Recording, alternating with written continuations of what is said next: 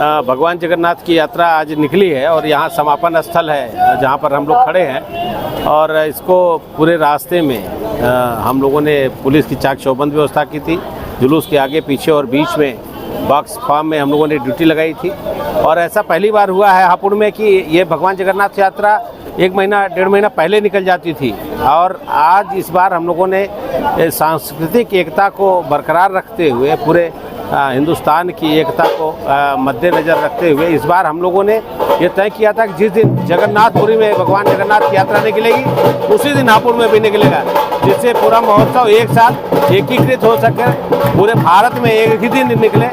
इस तरह के वहाँ के न्यास की भी अपेक्षा थी और उसको हम लोगों ने आज यहाँ पूरा किया और ये जगन्नाथ यात्रा सकुशल आज संपन्न हुई। धौलाना विधानसभा क्षेत्र और धौलाना क्षेत्र पंचायत के लिए एक 25 करोड़ रुपए की लागत से बनने वाला स्टेडियम जो धौलाना ग्राम में बनेगा, उसकी स्वीकृति राज्य सरकार के अल्पसंख्यक विभाग द्वारा हो गई है। ऐसे ही एक ऑडिटोरियम जिसकी बहुत दिनों से मांग थी, हमारे ब्लॉक में एक अच्छा ऑडिटोरियम हो जिसमें कि भव्य तरीके से उसमें आयोजन हुए जा सके।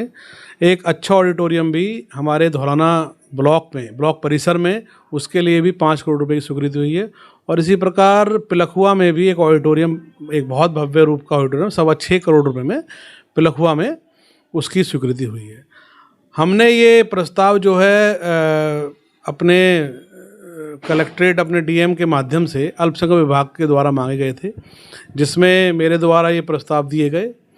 और मैं बहुत बधाई देना चाहूँगा हमारी उत्तर प्रदेश सरकार के मुखिया को, आदरणीय योगी आदित्यनाथ जी को, हमारे देश के प्रधानमंत्री आदरणीय नरेंद्र मोदी जी को, जिन्होंने आज हर क्षेत्र में एक अलग तरीके का निर्माण कार्य करने की शुरुआत करी है। एक ऐसा स्टेडियम धौलाना बनने जा रहा है जो हापुड़ में अभी तक है ही नहीं।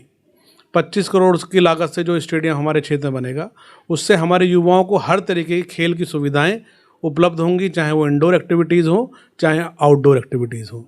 तो मैं यही अपने क्षेत्र की जनता को कहना चाहता हूं कि धौलाना विधानसभा का विकास हम इस तरीके से करें, जो सुविधाएं हमारे क्षेत्र में नहीं थी उनके लिए हम प्रयासरत हैं और उनको हम इस क्षेत्र में लाना चाहते हैं। एक ऐसा स्टेडियम जो पूरे हापुड़ ज़िले में नहीं है, इतना बड़ा स्टेडियम, वो हमारे धौलाना में बनेगा। ऑडिटोरियम जो हापुड़ ज़िले में नहीं है वो धौलाना में 2 ऑडिटोरियम बनेंगे। यही सच्चा विकास हम इस धौलाना क्षेत्र को देना चाहते हैं, धौलाना की जनता को देना चाहते हैं और उसके लिए ही हम लगातार प्रयास। मेरा नाम नौसाद है जी। क्या समस्या है आपको? समस्या यह है सर जी, हमारे यहाँ पर तालाब है, थोड़ी सी वर्षा ज़्यादा हो जाती है तो तालाब बाहर पानी फेंक देता है। उसकी विद तालाब की सफाई चाहते हैं। काफ़ी टाइम से हमारी सफाई नहीं हुई है। हमारी उम्र भी कम से कम 20 से प्लस हो गई है। अभी अपने जीवन में हमने सफाई नहीं देखी तालाब की। और यदि हम ये चाहते हैं हमारे सामने तालाब की सफाई हो जाए और प्लस अच्छी तरीके से बाउंड्री हो जाए। कौन सा गांव का मामला? ये हिम्मतनगर का राजेश है। यादव जी का सम्मान किया है, फूलमाला पहनाकर और बुग्गा देकर भी सम्मानित किया है। हमारे साथ भाजपा के कार्यकर्ता जो कर्मठ और जुझारू ईमानदार हैं हमारे साथ मौजूद हैं। आज हम इनसे जानना चाहते हैं कि जो यहाँ पर मान सम्मान किया गया है, आखिर ये कहना क्या चाहते हैं? आज हम सबसे पहले हम आपके चैनल से सिटी न्यूज़ इंडिया का बहुत बहुत धन्यवाद करते हैं।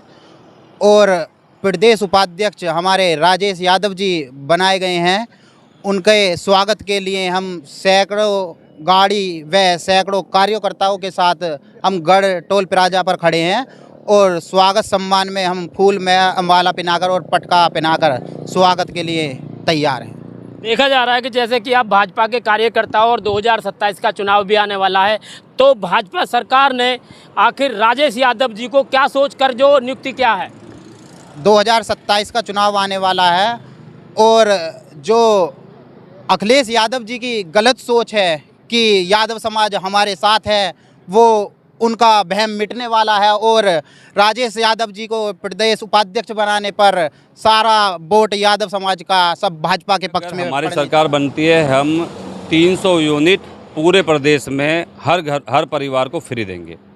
जैसे मैंने बताया, महिलाओं को 40,000 रुपये हम भत्ता देंगे। किसानों की जो फसल है उसका उचित मुआवजा मिलेगा और वो भी 1 हफ्ते में या 1 हफ्ते से पहले गन्ने की जितनी भी पेमेंट है सब किसान के खाते में जाएगी।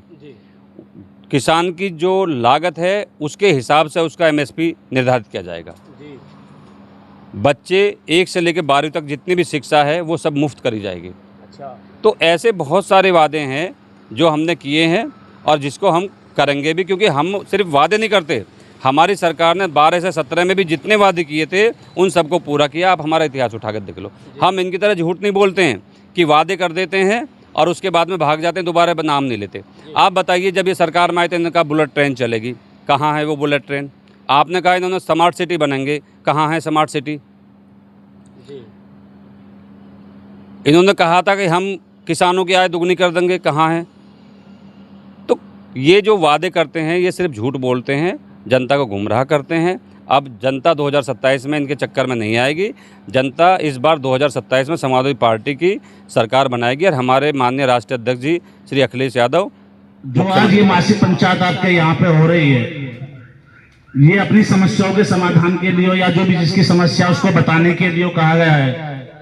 अब जैसे अभी हमारे भाई यहाँ पे बता रहे थे कि यहाँ पे भैया एक मुद्दा उठा रहे थे अभी, जो उसका बता रहे थे चालानों का। जब आप लोग अपनी पहचान को छुपा कर बैठे हो तो चालान तो वो काटेंगे।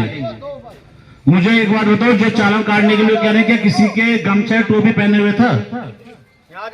अगर मोहल्ले यहाँ पे तुम्हारे बीच में कोई चालान काट रहा है, तुम एक बार गमछा घेर कर जाना, देखा तुम्हारा चालान काट देगा। टोपी ओढ़ कर जाना, देखा तुम्हारा चालान काट देगा। लेकिन एक बात और भैया, आप संगठन का विस्तार करो। जितनी ज्यादा से ज्यादा तादाद में जुड़ोगे उतनी आपकी बात अच्छी होगी। और रहा भैया, काम भी उसी का होगा जो संगठन में आना जाना जिसका बना रहेगा।